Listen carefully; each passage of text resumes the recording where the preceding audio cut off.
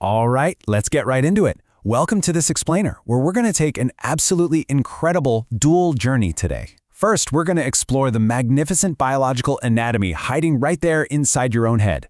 And then we'll step outside to uncover the fascinating physics of the physical world around us. If you've ever stopped to wonder how you actually perceive the world, or, where the colors of a rainbow actually come from, you are exactly in the right place. Seriously, think about this for a second. How does a squishy, roughly 2.3 centimeter ball of jelly inside your head act like a high-tech, multi-megapixel camera with instantaneous autofocus? It's wild. And when you look at plain, ordinary white light, what hidden miracles and rainbows are actually hiding right there in plain sight?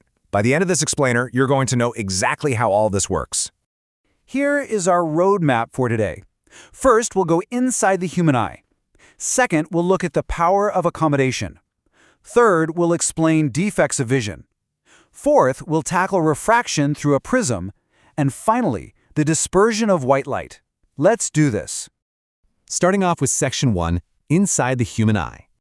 I want you to think of your eye as the ultimate biological camera. It is, without a doubt, one of the most crucial sense organs we have, simply because it lets us perceive this beautiful, colorful world. Let's trace the actual path of light as it travels through this structure. Light first enters your eye through a super thin, transparent membrane called the cornea. It forms a clear little bulge on the front surface of your eyeball. And here is a pretty amazing fact. Most of the actual bending or refraction of the incoming light rays happens right here at the outer surface of the cornea. The lens behind it? Well, that just provides the fine-tuning. To really lock this in, let's directly map these biological terms to a camera. Your cornea and crystalline lens, they work together as the camera's lens system. Right behind the cornea is the iris. It's a dark, muscular diaphragm. Think of the iris as the camera's aperture control. It physically controls the size of the pupil, which is the actual opening that regulates how much light gets in. All that light is then focused into an inverted real image right on the retina. The retina is basically your biological digital sensor, a delicate membrane packed with an enormous number of light-sensitive cells. These cells get activated, generate electrical signals, and send them zipping down the optic nerve, your internal data cable, straight to your brain. Moving right along to Section 2, the power of accommodation. Have you ever noticed, well, of course you have, how you can look at a distant mountain and then instantly look down at your phone in your hand and both are completely in focus? This perfectly illustrates exactly how that biological autofocus works. Your eye lens isn't made of hard glass. It's composed of a fibrous, jelly-like material, and its curvature is controlled by what we call ciliary muscles. When you look at something far away, these muscles just relax. The lens becomes thin, its focal length increases, and boom, the distant object is clear. But when you look at something close up, those ciliary muscles contract. This physical action makes the squishy lens actually bulge and become thicker. A thicker lens has a shorter focal length, which allows you to clearly see the screen right in front of your face. But there's definitely a limit to this autofocus. Actually, try this right now.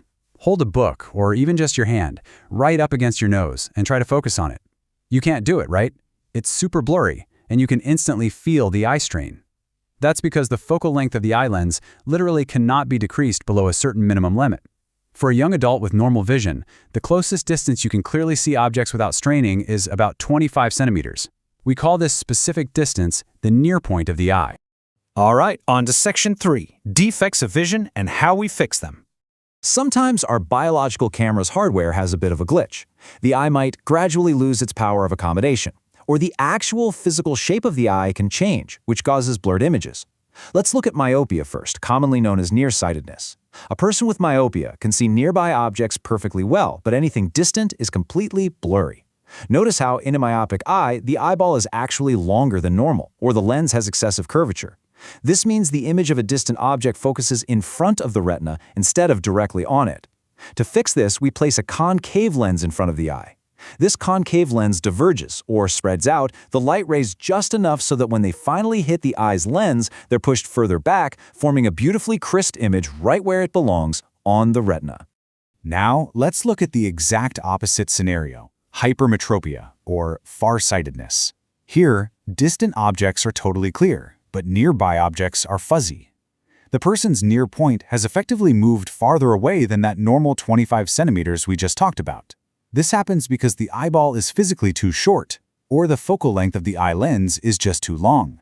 So the light rays from a close object actually overshoot the target and focus at a point behind the retina. The fix? We use a convex lens. This converging lens gives the eye some additional focusing power, bending the light inward before it even enters the pupil, which perfectly pulls the image forward onto the retina. The third really common defect is presbyopia, and honestly, this is just a very natural part of aging. As we get older, those ciliary muscles we talked about gradually weaken, and that awesome jelly-like crystalline lens loses its flexibility. It gets stiff. Because of this, the near point naturally recedes. Older people very often find it difficult to read a book comfortably without corrective eyeglasses. A lot of the time, they actually require bifocal lenses, which have both a concave upper part for distant vision and a convex lower part for reading. Let's lock all of this in with a rapid-fire summary. Myopia. You can see near but not far, because the eyeball is too long, so we correct it with a concave lens. Hypermetropia. You can see far but not near, because the eyeball is too short, so we correct it with a convex lens. And presbyopia, that affects near vision due to aging and weakened ciliary muscles, requiring corrective glasses. Take a mental snapshot of this. It's super important. Section 4. Refraction through a prism. Let's talk about the bending of light. Okay, so we've officially mastered the biology of the eye. Now let's step completely out of the human body and look at how light itself behaves in the physical world.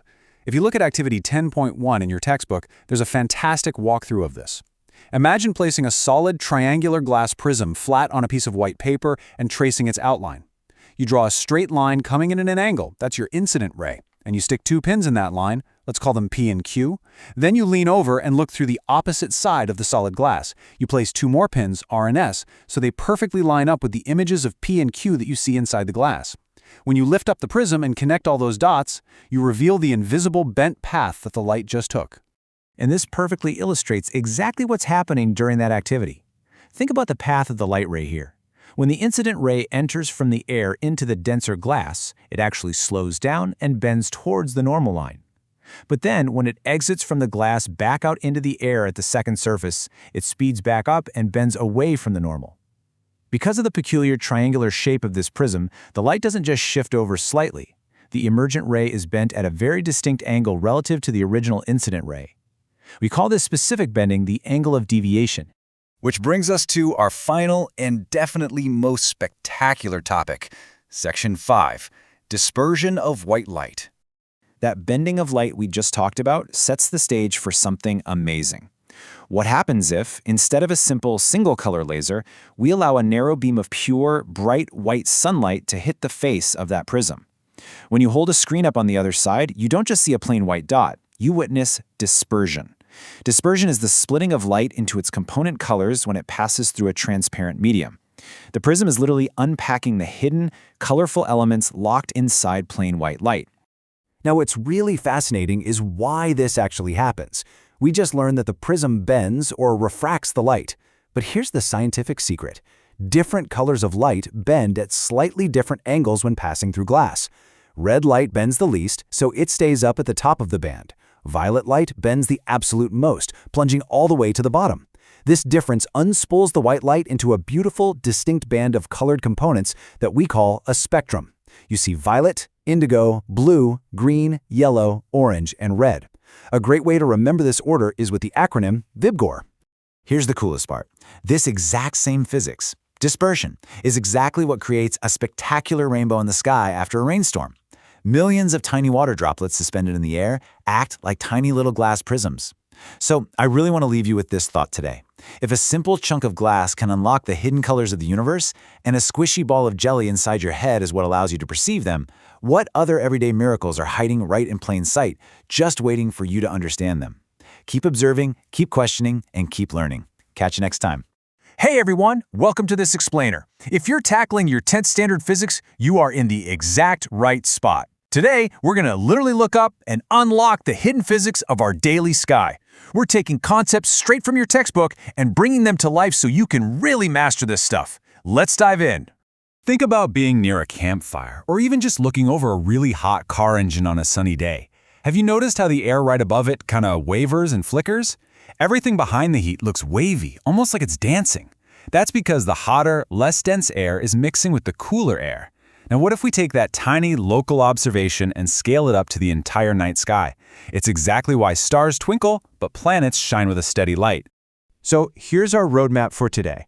First, how the atmosphere bends light. Second, stars, planets, and sunsets. Third, the Tyndall effect. Fourth, why the sky is blue. And finally, a quick recap and exercises. All right, Section 1. The atmosphere bends light. Let's talk about atmospheric refraction. Your textbook defines atmospheric refraction as the refraction of light by the Earth's atmosphere. Pretty straightforward, right? But why does it happen? Well, our atmosphere isn't just a big empty void. It is layered. As starlight travels down to us, it passes through different layers of air with a gradually changing refractive index. Think back to that campfire. Just like the hot and cool air mix to create that wavy image, the layers of our atmosphere actually bend the incoming light. Let's map this out on the board together. Imagine we're tracking a single ray of starlight. As it enters the Earth's atmosphere, it doesn't just travel in a perfectly straight line. It continuously undergoes refraction. It keeps bending towards the normal. Because of this constant bending, the apparent position of the star gets pushed slightly higher.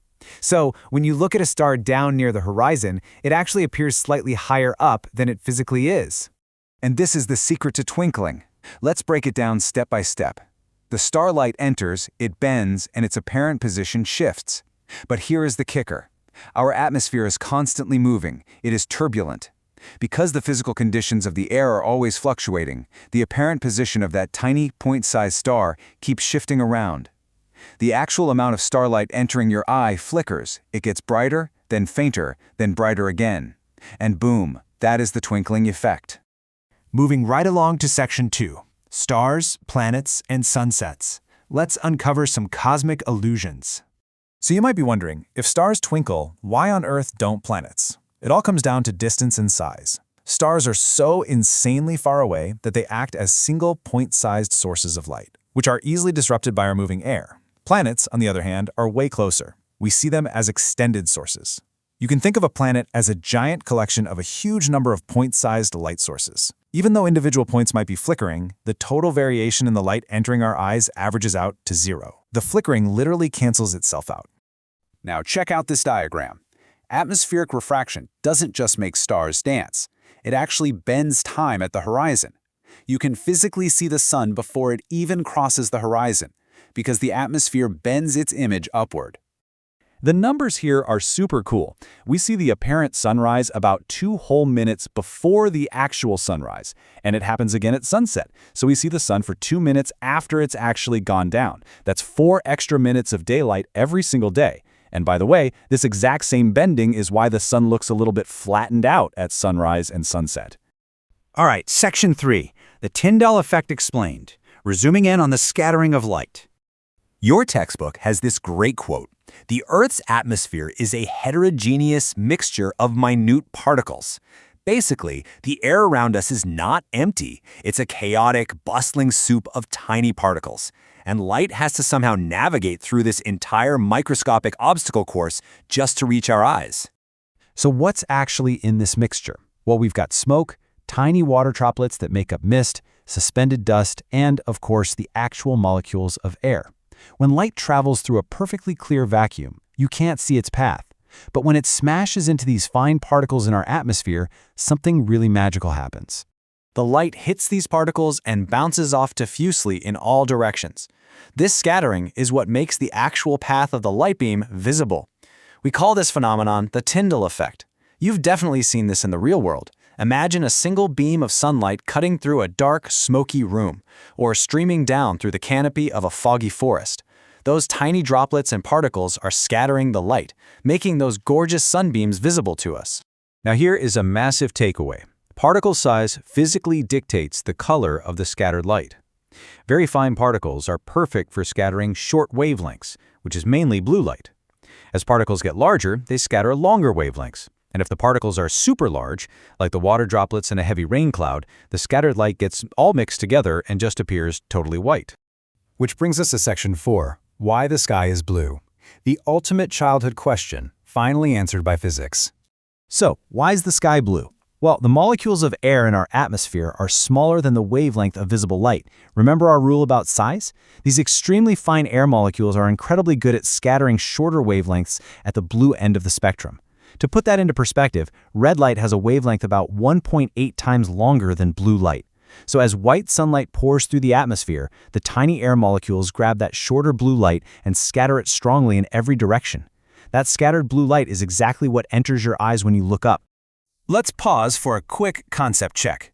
If blue light is scattered super easily by fine particles, let's think about the other end of the spectrum. Why are danger signal lights always red? Think about the physics we literally just talked about. It's because red light has a much longer wavelength, meaning it is the absolute least scattered by fog or smoke. While blue light scatters and gets completely lost in the fog, those long red waves pierce straight through. That means a red danger signal can be seen clearly from super far away.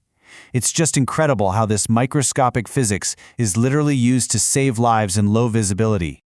All right, Section 5, Recap and Exercises. Let's lock this knowledge in. Time for a rapid-fire recap.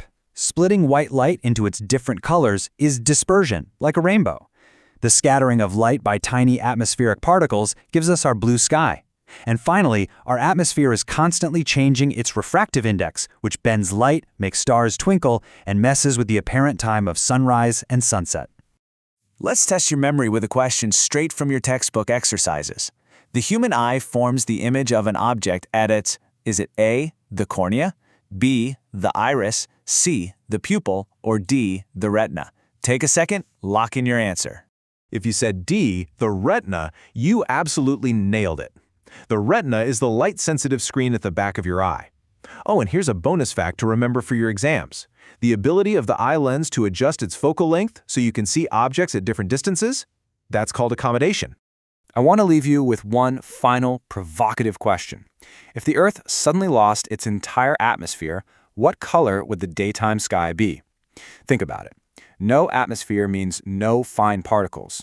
No fine particles means no scattering of sunlight whatsoever. Without scattering, the sky wouldn't be blue. It would just be totally dark. Actually, for passengers flying at insanely high altitudes where the atmosphere is super thin, the sky really does start to look dark. Physics is quite literally everywhere, painting the colorful world we see every single day. Thanks so much for joining me on this explainer. Keep questioning, keep looking up, and I'll catch you next time. All right, welcome to this explainer. Look, today we're doing something a little different. I'm stepping out of the usual presenter mode and putting on my veteran KSEAB board evaluator hat. You already know the science, right? You know how the human eye works, you know what a prism is, but do you know exactly how to extract every single mark out of Chapter 10 on your 83E physics exam paper? Well, by the end of this explainer, you're going to have the exact insider blueprint to write the kind of answers that examiners absolutely love to see. So here is your high-yield exam blueprint. We're hitting 4 critical zones today: eye defects and mark traps, prisms and rainbows, atmospheric refraction high yields, and finally scattering and the Tyndall effect. Okay, let's dive straight into zone number 1, eye defects, and those sneaky mark traps where students just throw away easy points. As an evaluator, let me let you in on a secret. I am actively hunting for specific keywords. If you see a 1-mark question asking what is power of accommodation, please do not write a long winding story. The official 83E model answer key expects verbatim phrasing, the ability of the eye lens to adjust its focal length. That's it. Write that exact phrase down, guarantee your 1 mark, and literally give the evaluators 0 reasons to deduct points. Now, for 2-mark questions, examiners will often ask for the causes of myopia, hypermetropia, or presbyopia. And you wouldn't believe how often students completely mix them up. Remember, myopia and hypermetropia are structural problems. They're caused by excessive curvature of the eye lens or the physical elongation or shortening of the eyeball. Presbyopia, on the other hand, that's age-related. The power of accommodation decreases because of the diminishing flexibility of the ciliary muscles. Do not swap these under pressure. Just look at this literal breakdown from the official grading scheme for myopia. Notice how the marks are actually allocated. You get half a mark for writing excessive curvature, half a mark for elongation of the eyeball, and then 1 full mark for identifying the concave lens as the remedy. This right here is exactly why bullet points are vastly safer than long paragraphs. Make it incredibly easy for me to check those boxes and hand you that full 2 out of 2. Moving on to another absolute favorite for examiners, the cataract. For a 1-mark definition, the magic words you absolutely must include are milky and cloudy. So, the crystalline lens of people at old age becomes milky and cloudy. Write that down. Oh, and as a quick bonus trap, if they ask for the near point of a normal human eye, do not just write 25. You have to write 25 centimeters. Units matter. Leaving them out is just a tragic way to lose a half mark. Right, moving into our second critical zone, prisms and rainbow formation. We're talking drawing and explaining here. Listen, a beautifully drawn prism is completely worthless to an evaluator if you don't label the critical angles. For that prism activity question, yes, your lines need arrows to show direction. But more importantly, you must explicitly label the angle of incidence, angle of refraction, angle of emergence, and the angle of deviation. That angle of deviation, usually marked as angle D, is the absolute holy grail for evaluators here. If it's missing from your paper, you are losing marks, plain and simple. Now, when sunlight passes through that prism, boom, we get dispersion. Quick reminder, just use that trusty VibGeord mnemonic: violet, indigo, blue, green, yellow, orange, red, to remember the sequence of the spectrum. And if you're asked for a definition, remember that dispersion is specifically the splitting of white light into its component colors. Let's take that prism concept and apply it out in the real world. The rainbow formation question is a high-stakes, 3-mark question. You're expected to describe a multi-step process, and you need to start by establishing the fact that a raindrop isn't just a mirror. It acts like a tiny prism. Here is the exact 3-mark rubric straight from the board's model answers. Step 1, the water droplets refract and disperse the incident sunlight. Step 2, they reflect it internally. Step 3, they refract it again when it finally comes out. Listen to me very carefully here. If you skip the phrase reflect internally, you'll drop a full mark. So the sequence is refract, disperse, internal reflection, and final refraction. Write those 3 steps clearly, and those 3 marks are safely in your pocket. Okay, on to Zone 3, atmospheric refraction, high yields. Ah, the classic. Why do stars twinkle but planets do not? It's an absolute favorite previous year question. Every single student knows it has to do with the atmosphere, right? But just knowing that isn't enough to get full marks. How you articulate the why makes all the difference to the examiner grading your paper.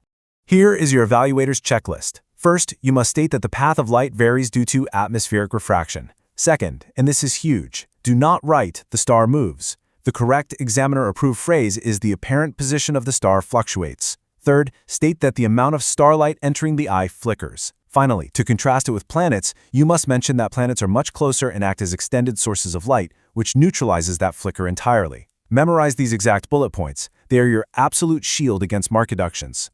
Finally, let's wrap up with Zone 4, scattering and the Tyndall effect. I call these the 1-mark deciders. Let's establish a golden rule right now. If a question asks you to define the Tyndall effect, you must say, the phenomenon of scattering of light by tiny particles of a colloid. The word colloid is the magic key here. If you just vaguely say particles in the air, you might get a big fat 0. It has to be a colloidal solution or fine particles acting like a colloid. Think smoke or mist. Now watch out for this very specific multiple choice trick. We all know fine particles scatter blue light, and slightly larger ones scatter longer wavelengths like red. But exams love to throw a curveball and ask, what happens if the scattering atmospheric particles are too large? The trap is thinking it scatters dark colors. Actually, the correct official answer is, they scatter all colors equally, which makes the light appear white. Don't let them trick you on that. Let's finish up with the final test to see if you've really locked in that examiner mindset. Why does the sky appear dark instead of blue to an astronaut? Well, an astronaut is in space, and in space, there's no atmosphere. No atmosphere means no fine particles, which means absolutely no scattering of sunlight, leaving the sky looking perfectly dark. See? That's how you link a core concept directly to an application question flawlessly. But before we wrap this up, think about this. If Earth suddenly lost its entire atmosphere tomorrow, how exactly would the color of your local sunset change? Keep this precise, strategic approach as you review your notes, and you're going to absolutely crush your board exams. Thanks for hanging out with me for this explainer, and happy studying.